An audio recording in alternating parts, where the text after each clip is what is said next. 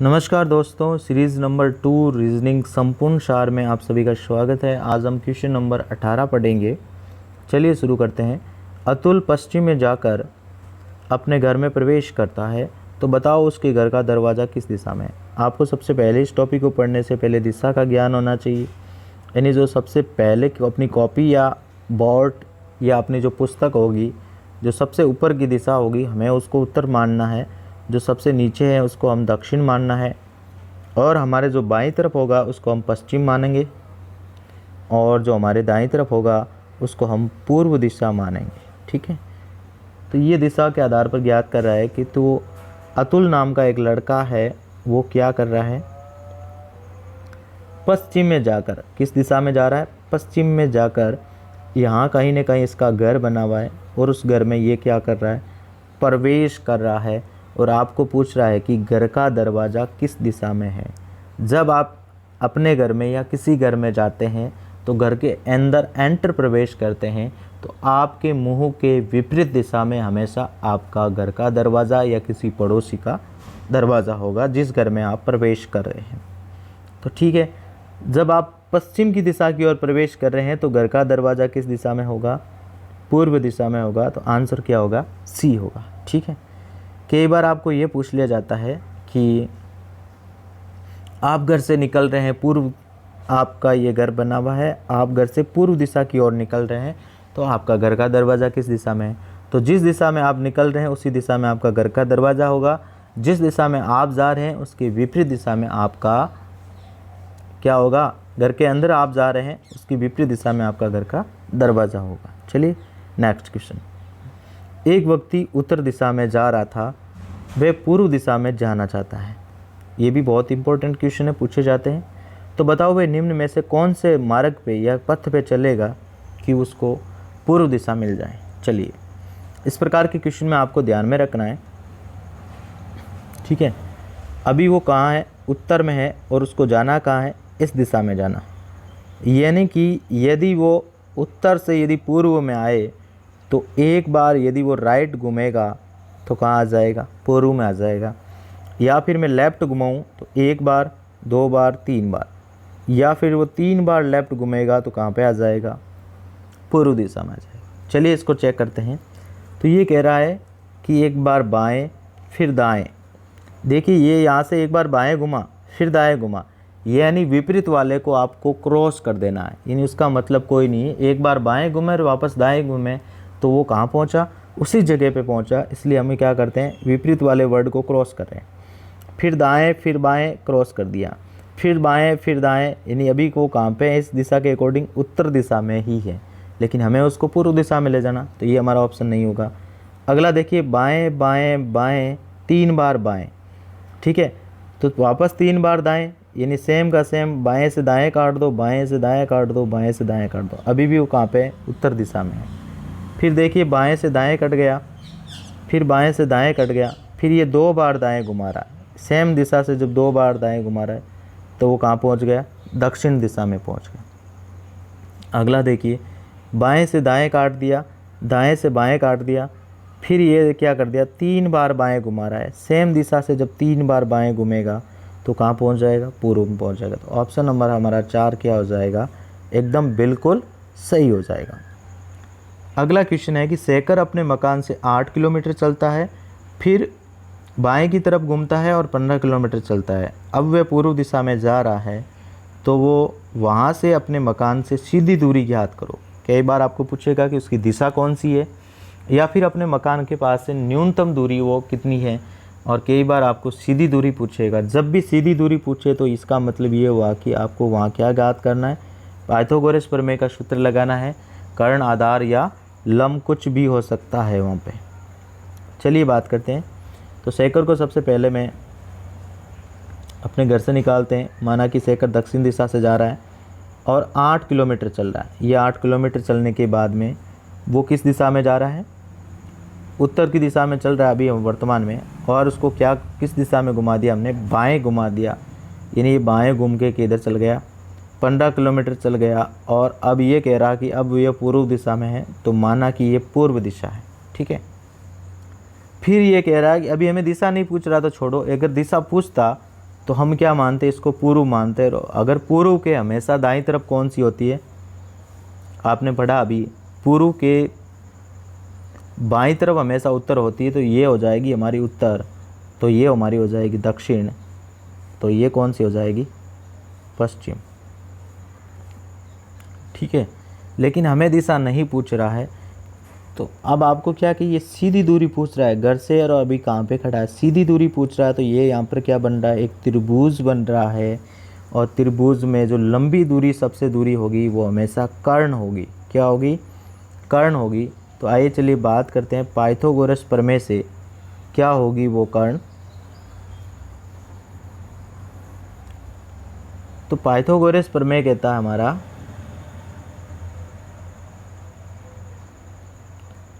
कह रहा है कि कर्ण का स्क्वायर बराबर लंब स्क्वायर प्लस आधार स्क्वायर होता है।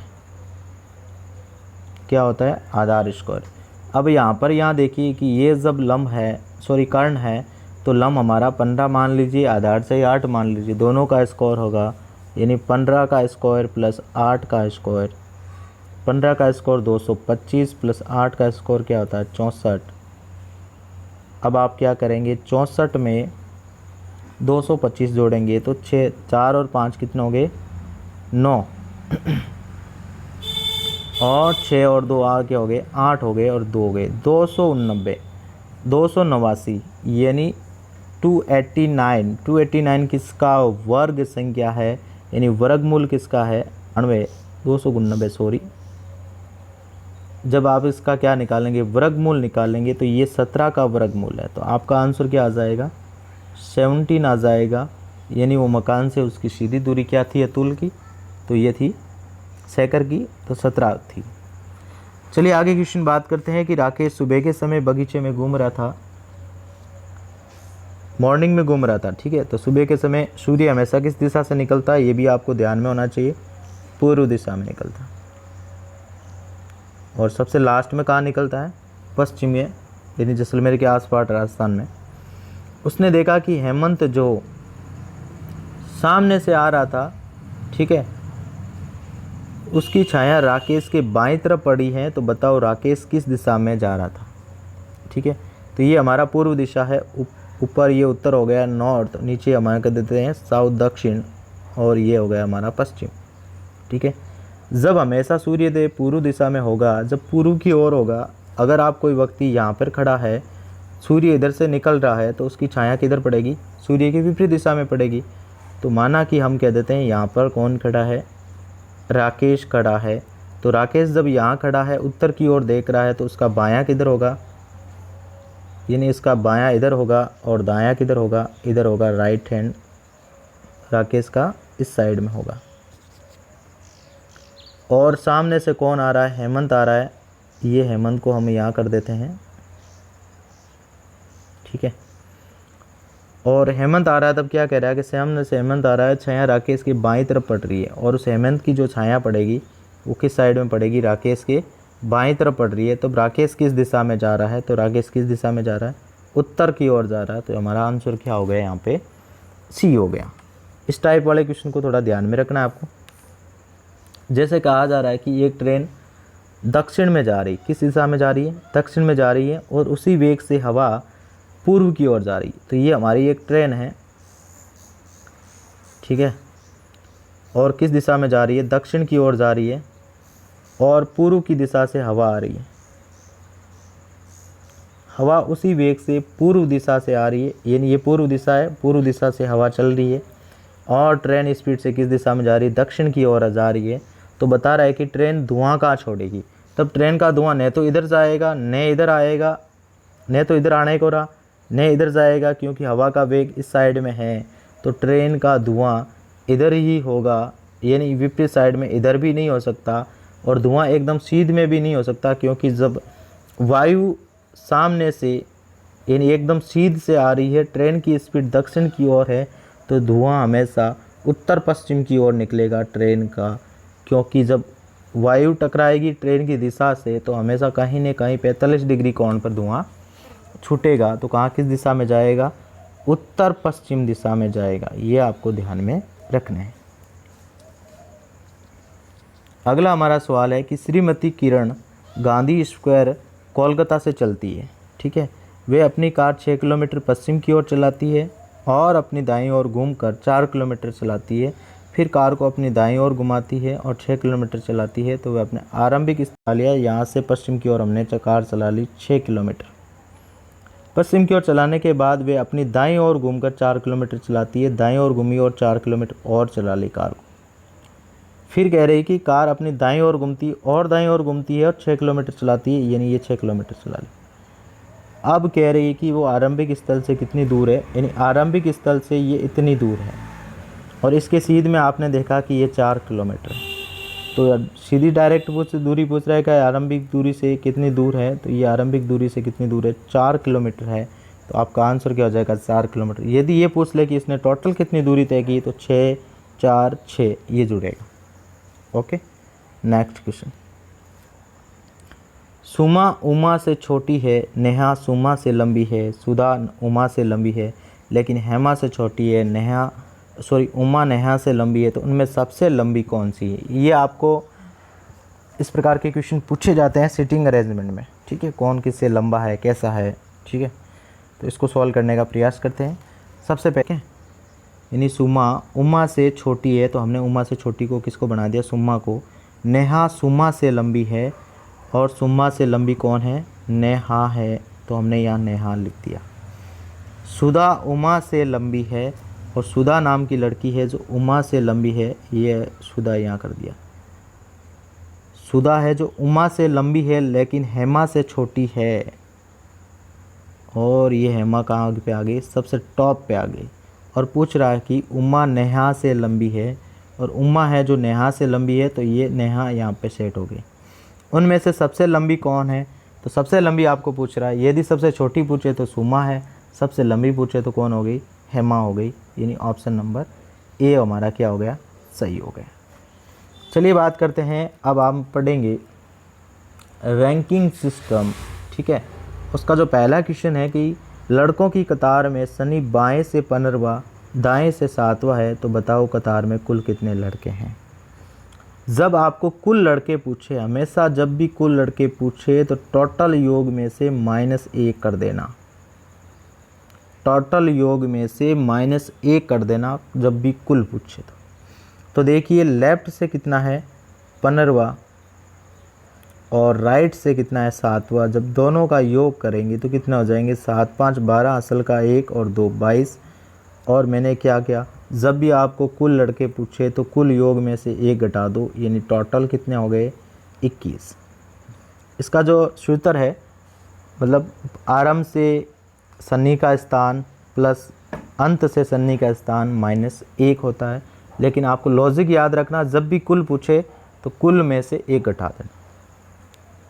चलिए नेक्स्ट क्वेश्चन है, जिसे हम जापड़ ट्रिक बोलते हैं, मारवाड़ी में जापड़ ट्रिक कहा जाता है। जापड़ का मतलब जब आपके किसी अध्यापक या मैडम ने जब एक गाल पे जापड़ मारा होगा, तब आप क्या करते थे, दूसरे हाथ को दूसरे गाल पे रख देते, कहीं इस पे न पड़ जाए, यानी अपना हाथ झट से दूसरे गाल पे आ जाता। यानी हम क्या करते, उसमें एडिशन कर रहे थे, एक गाल पे जापड़ पड़ते ही दूसरे हाथ पे दूसरे गाल पे हाथ रख देते थे, यानी एक जुड़ जाता है। तो इस प्रकार क्वेश्चन में एक कैसे जुड़ेगा कि किसी कक्षा में टोटल 31 विद्यार्थी है, के बीच में माधव का स्थान 17वां है, तो उसका अंतिम से स्थान कौन सा है। ये कह रहा है कि बीच में से माधव का स्थान 17वां है, तो अंतिम से पूछ रहा है।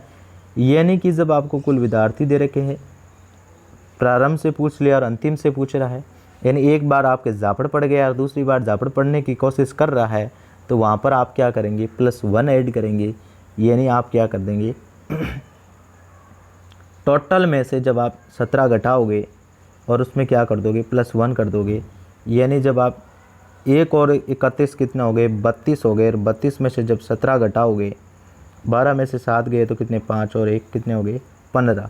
यानी अंतिम से उस कक्षा में माधव का कौन सा स्थान था, 15वां था। ठीक है, नेक्स्ट अगला क्वेश्चन हमारा आता है कि छात्रों की कतार में शिव बाएं से 27वें स्थान पर है, सुमेर दाएं से 22वें स्थान पर है। यदि दोनों आपस में अपने स्थान बदल ले तो सुमेर दाएं से कौन से स्थान पर आ जाता है? 26वें स्थान पर आ जाता है। तो बताओ शिव का अब बाएं से कौन सा स्थान है? ये वाला बहुत ही बढ़िया और इम्पोर्टेंट क्वेश्चन मानता हूँ, चाहे 0 लेवल का एग्ज़ाम हो चाहे हाई लेवल का हो। चलिए इसको कैसे सॉल्व करते हैं। तो सबसे पहले बाएं तरफ कौन बैठा है? शिव बैठा है, तो हमने यहाँ शिव को बाएं तरफ लिख दिया, और इधर सुमेर बैठा है तो हमने सुमेर को इधर लिख दिया। बाएं तरफ से शिव का 27वां स्थान है। कौन सा स्थान है? 27वां स्थान है। और दाएं से सुमेर का कौन सा स्थान है? 22वां स्थान है। ये 22वां स्थान कर दिया, ठीक है। अब कह रहा है कि यदि दोनों अपने आस्थान, जहाँ सुमेर बैठा वहाँ शिव आ जाएगा, और शिव बैठा जहाँ पे कौन आ जाएगा? सुमेर आ जाएगा। यानी आपको नंबरों को चेंज नहीं करना है, व्यक्ति को चेंज करना है, ठीक है। तो सुमेर दाएं से 26वें स्थान पर है। जब ऐसा करेंगे तो सुमेर दाएं से कौन से स्थान पर आ जाता है? यानी 26वें स्थान पर आ जाता है। और आपको पूछ रहा है कि शिव का अब बाएं से कौन सा स्थान होगा ऐसा। तो ठीक है, इस प्रकार वाले क्वेश्चन में आपको थोड़ा सा लॉजिक याद रखना है कि जिस दोनों में से किसी एक में जितनी वृद्धि और जितनी कमी होती है, उतनी ही वृद्धि और कमी दूसरे वाले में भी होगी। देखिए यहाँ पर वृद्धि किस में हो रही? सुमेर पहले दाएं से 22वां था, अब दाएं से कौन सा हो गया? 26वां। यानी इसमें कितने ऐड हुआ? 4 का ऐड हुआ। तो यहाँ पर शिव बाएं से कौन सा था? 27वां था।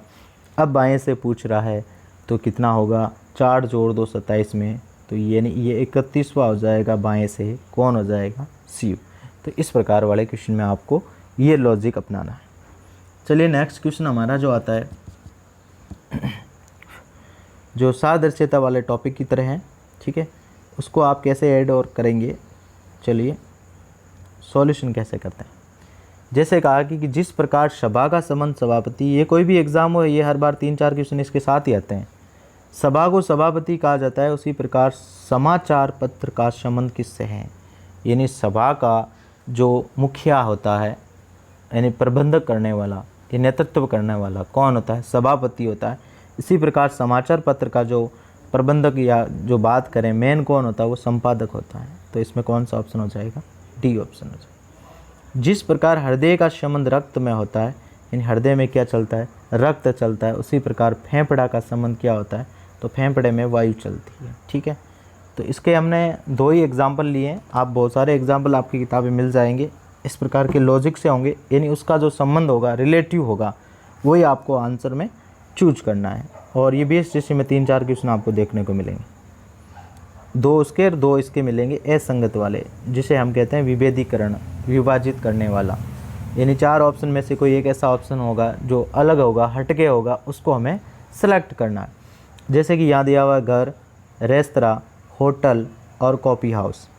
यानी कुछ ऐसे स्थान दिए हुए हैं जहाँ पर हम कम टाइम के लिए रुकते हैं, लेकिन घर हमारा ऐसा है जहाँ पर हमेशा हम वहाँ क्या रखते हैं? रहते हैं।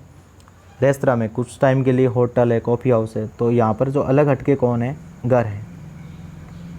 सेकंड क्वेश्चन हमारा है जैसे कि दौड़ना, खड़ा रहना, नाचना, कूदना। देखिए कुछ क्रियाएं हैं, जैसे कि ये दौड़ना है, नाचना है, कूदना, ये कंटिन्यू वाली क्रियाएं हैं। इन खड़ा रहना, हम खड़े रहते हैं, तो ये थोड़ा हटके हैं इसमें। अगला है टेलीफोन, टेलीग्राम, ईमेल और डाकिया। देखिए इन तीनों में से जो टेलीफोन है, दूरसंचार के यंत्र है, टेलीग्राम है, ईमेल है, जो तकनीकी यंत्र है बोले, और डाकिया जो पुराने ज़माने वाला है, जो डाक लेके आता था हमारे गांव में, तो वही डाकिया हमारा इनसे क्या हो गया? ये भिन्न हो गई। ये सारे देखिए पीटीटी एग्ज़ाम 2005 में आए हुए और एक साथ 1, 2, 3 और 4 क्वेश्चन आए हुए। तो इसके लिए कह रहा हूँ कि जो सादृश्यता और विभेदीकरण वाला टॉपिक है, ये इम्पोर्टेंट है। ये एक साथ में 6-7 क्वेश्चन लेकर आता है, इसको आपको क्या करना है? देखना है। अगला है हमारा क्वेश्चन बिजली की रोशनी, तेल का दीपक और मोमबत्ती। ये तीनों हमें क्या देते हैं? रोशनी देते हैं। और इन्हें हम कहें तो ये किस प्रकार से हैं? कृत्रिम कह सकते हैं। तेल का दीपक है, बिजली की रोशनी है, मोमबत्ती। और चांद क्या है? ये प्राकृतिक रोशनी का स्रोत है और अलग है, हटके है इनसे, ठीक है। इस प्रकार से इनको विभेदीकरण करना है। और एक अलग हमारा टॉपिक आता है, जिसे हमें उसको सार्थक क्रम में बनाना होता है। तो ये अर्थपूर्ण क्रम इन्हें सही करना है। आपको एक सिटिंग अरेंजमेंट के तहत इनको एक सार्थक क्रम में बताना है कि पहले क्रम कौन सा आएगा, दूसरे नंबर पे कौन सा आएगा, तीसरे नंबर पे कौन सा आएगा, चौथे नंबर पे कौन सा आएगा। ठीक है, जैसे कि ये दिया हुआ है कि पदोन्नति, परीक्षा, अध्ययन, प्रवेश और परिणाम। तो सबसे पहले इसमें लॉजिक लगेगा कि क्या होगा। सबसे पहले आप कहीं भी क्या करोगे, प्रवेश करोगे। जब प्रवेश करोगे यहाँ पर करोगे, पढ़ने के लिए करोगे, अध्ययन करोगे, प्रवेश करोगे तब अध्ययन करोगे। तो 4 और 3 कहाँ पे आ रहा है, इसमें एक में ही आ रहा है। तो हमारा ऑप्शन डायरेक्ट पहले सिलेक्ट हो गया। जब आप अध्ययन करोगे तो परीक्षा दोगे, परीक्षा दोगे तो आपका रिजल्ट आएगा, चाहे फेल हो चाहे पास हो। यदि आप पास हो गए तो फिर आपको क्या मिल जाएगी, पदोन्नति मिल जाएगी। ये हमारा आंसर हो जाएगा।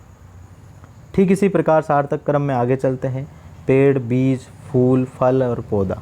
तो सबसे पहले हम क्या करते हैं, बीज बोते हैं। यानी 2 नंबर कहाँ कहाँ पे हैं, एक तो यहाँ पे है, एक यहाँ पे है, यानी ये तो हमारे आंसर हो ही नहीं सकते। जब आप बीज बोएंगे तो बीज कैसा रूप लेगा, सबसे पहले पौधा का रूप लेगा। तो ये हमारा गलत हो गया। आंसर क्या हो गया, ये राइट हो गया। आंसर नंबर 3, पौधा बनेगा और पौधा बन कर के क्या बनेगा, पेड़ बनेगा। पेड़ पे क्या लगेंगे, फूल, फूल हमें क्या देते हैं, फल। ये इस प्रकार के लॉजिक क्रम आपको याद रखने हैं। ठीक है, अगला क्वेश्चन है कि एक पंक्ति में 5 व्यक्ति बैठे हैं, A B C D E बैठे हैं, जिनका मुंह है जो आपकी ओर है। ये ध्यान रखना, यदि आपका मुंह इस दिशा में है तो उनका मुंह इस दिशा में है, यानी वो ऊपर वाली लाइन में बैठे हैं। ठीक है, तो ये इस प्रकार बैठे हैं कि डी सी के बाएं बैठा है। ठीक है, तो ये जो 5 व्यक्ति बैठे हैं, 1 2 3 4 और 5। ठीक है, जब 5 व्यक्ति बैठेंगे तो इनका जो ये राइट होगा, ये दायां इधर होगा और बायां इधर होगा, ये लेफ़्ट इधर होगा। क्योंकि हमारा लेफ़्ट इधर है और ये राइट इधर है। जब हमारे सामने बैठेंगे तो उनका उल्टा होगा, यहाँ पे इनका लेफ़्ट इधर होगा। ठीक है, अब बात कर रहा है कि इस प्रकार बैठे हैं कि डी सी के बाएं बैठा है। ठीक है, तो सी बैठा है, उसके बाएं कौन बैठा है, डी बैठा है। तो यहाँ पर मैं जब तक हमें क्लू नहीं मिले तब तक यहाँ लिख देंगे। तो सी के बाएं कौन बैठा है, डी बैठा है, इधर इस साइड में देखें।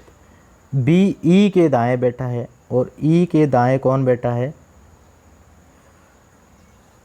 बी बैठा है। बी ई के दाएं बैठा है। चलिए दाएं कर दिया हमने।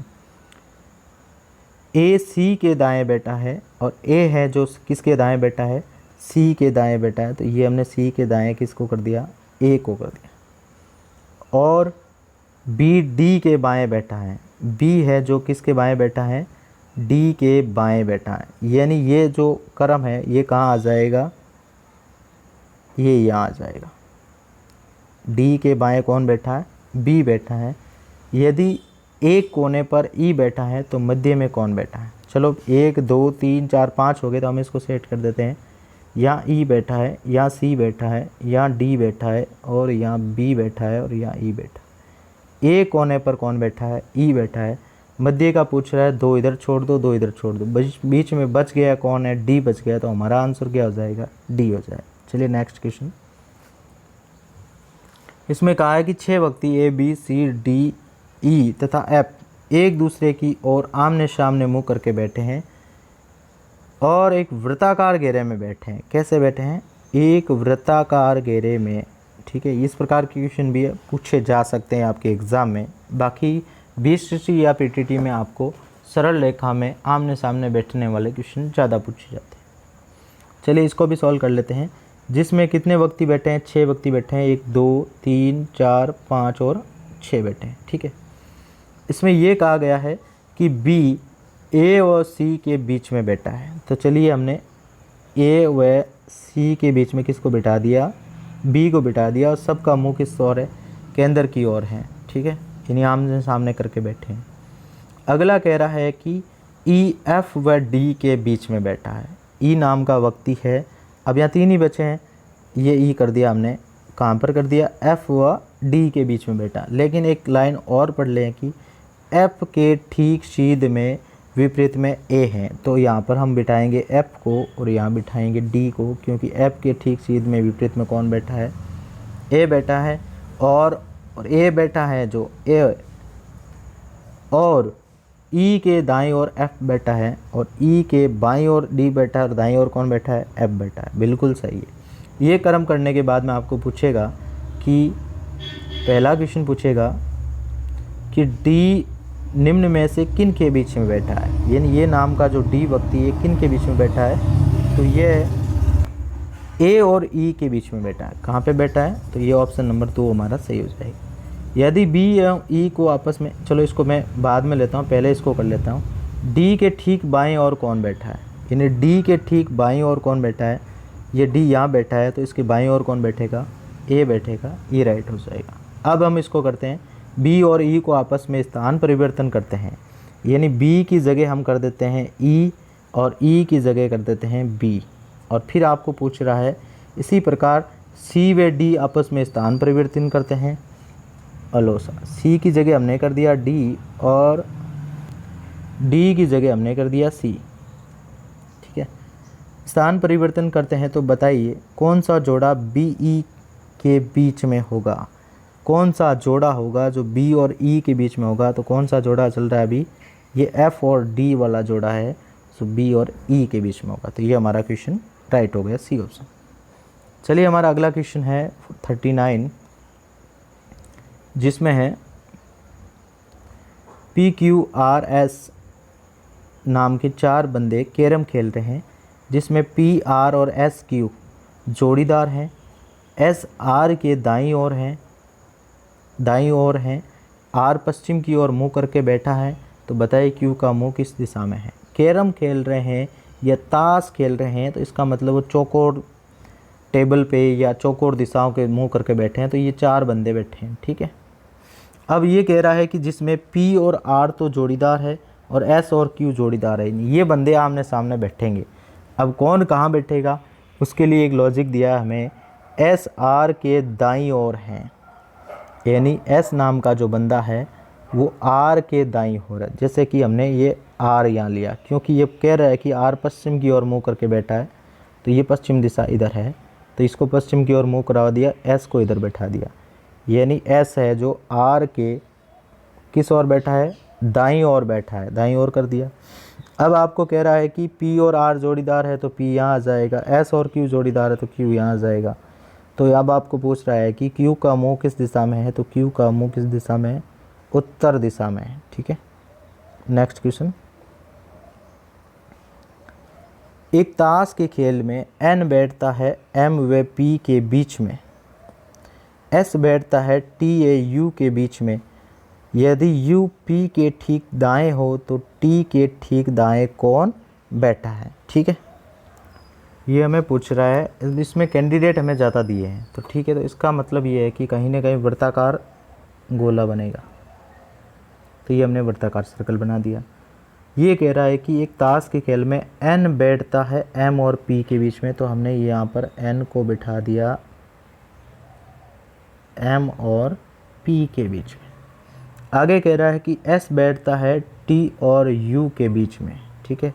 और उससे आगे कह रहा है कि यू पी के ठीक दाईं ओर बैठा है, तो पी के बाईं ओर इधर है तो दाईं ओर इधर है, तो हमने यू को बांध दिया यहाँ पे, पी के ठीक दाईं ओर यू बैठ गया, और एस नाम का जो व्यक्ति बैठेगा जो टी और यू के बीच में बैठेगा।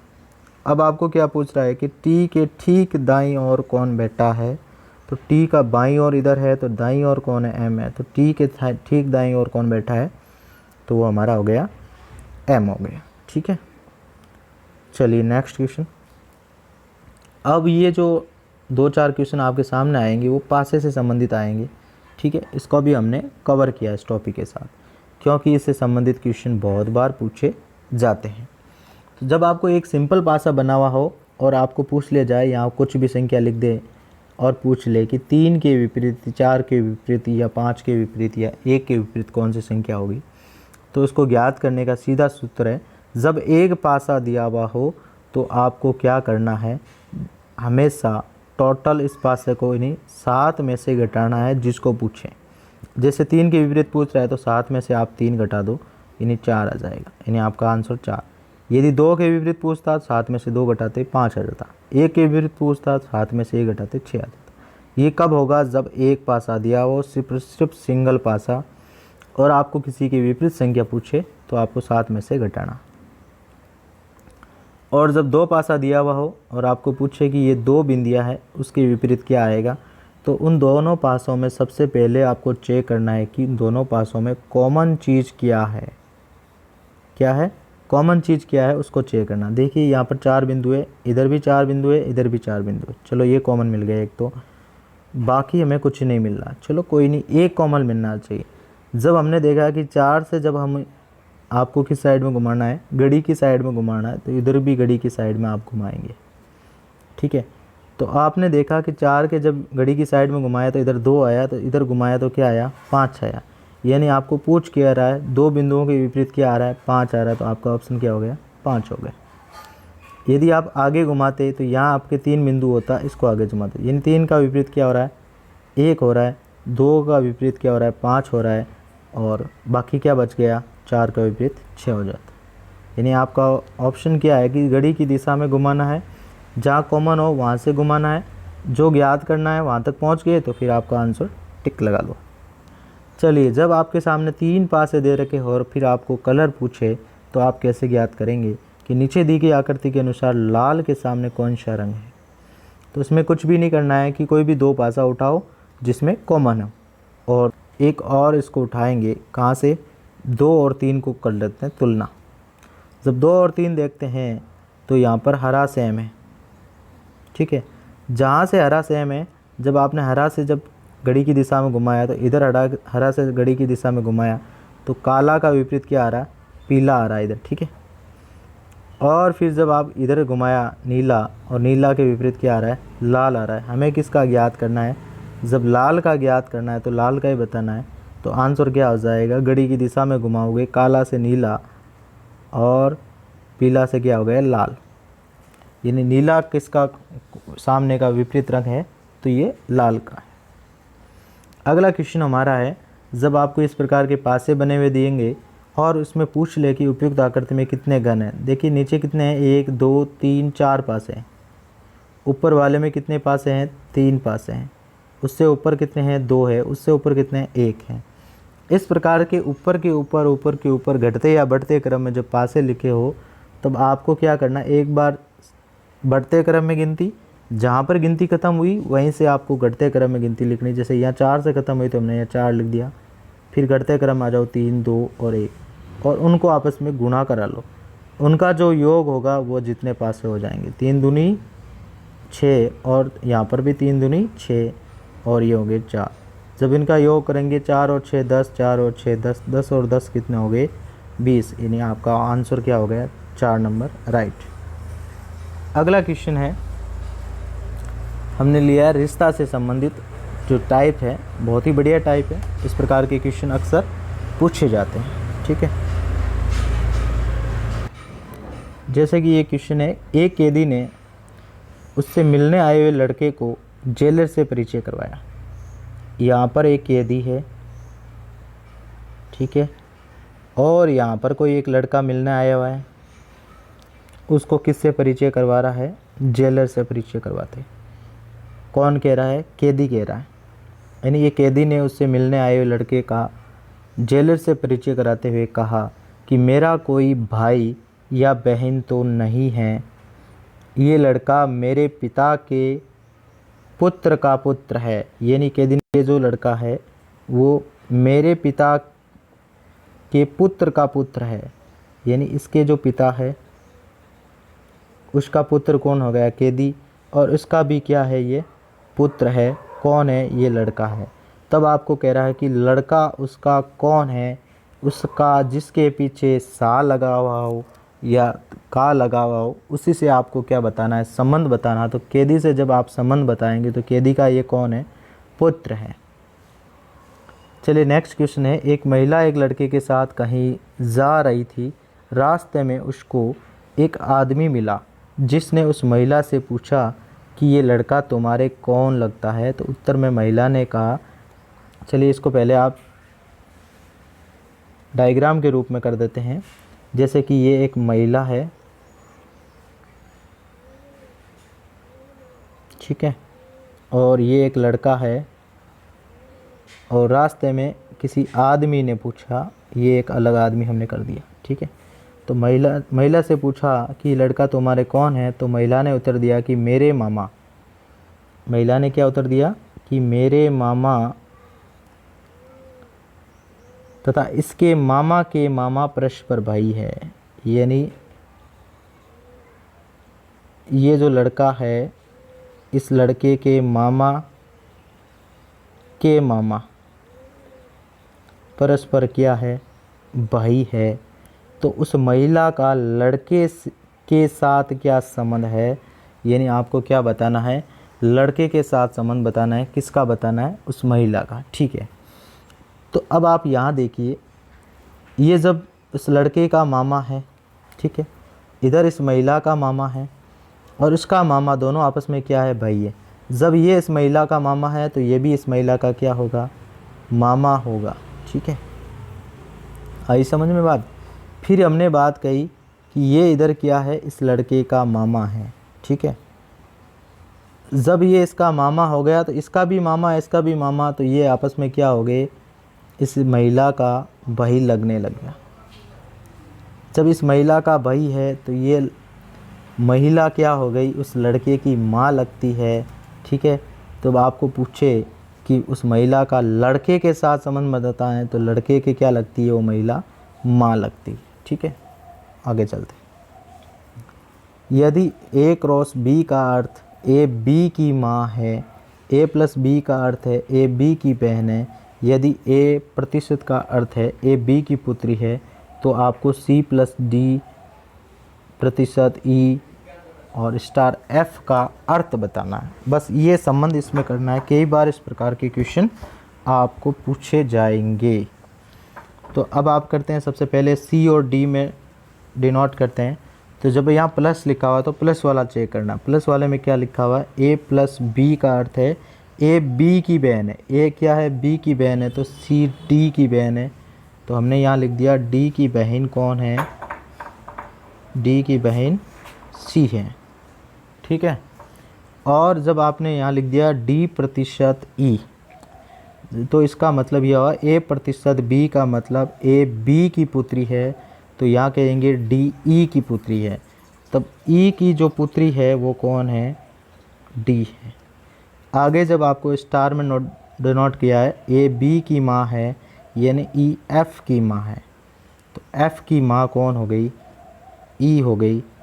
अब आपको क्या पूछ रहा है, इसका अर्थ क्या है, यानी जो सही उत्तर है वो आपको चेक करके बताना है कि C F की पुत्री है। क्या F की पुत्री C है, नहीं, ये गलत हो गया। C F की माँ की बहन है, यानी C F की माँ की बहन है, नहीं, ये भी गलत हो गया। C F की माँ है, C है जो F की माँ तो हो ही नहीं सकती क्योंकि F की माँ तो E है, तो ये भी गलत हो गया। अगला कह रहा है C F की बहन है, क्योंकि ये देखिए आप E की पुत्री E है, इन तीनों की माँ सेम है, तब इनका रिलेशन आपस में क्या होगा, बहन का होगा। यानी जब ये C और F आपस में क्या होगी, बहन होगी। तो इसका आंसर 3 होगा। कई बार आपको आकृतियों में प्रश्न में इस प्रकार के क्वेश्चन पूछ लिए जाते हैं कि जब दो आकृतियों में समान तुलना देकर के बीच में अनुपात का चिन्ह देकर के पूछता कि ठीक ऐसा ही संबंध इसमें बताना है।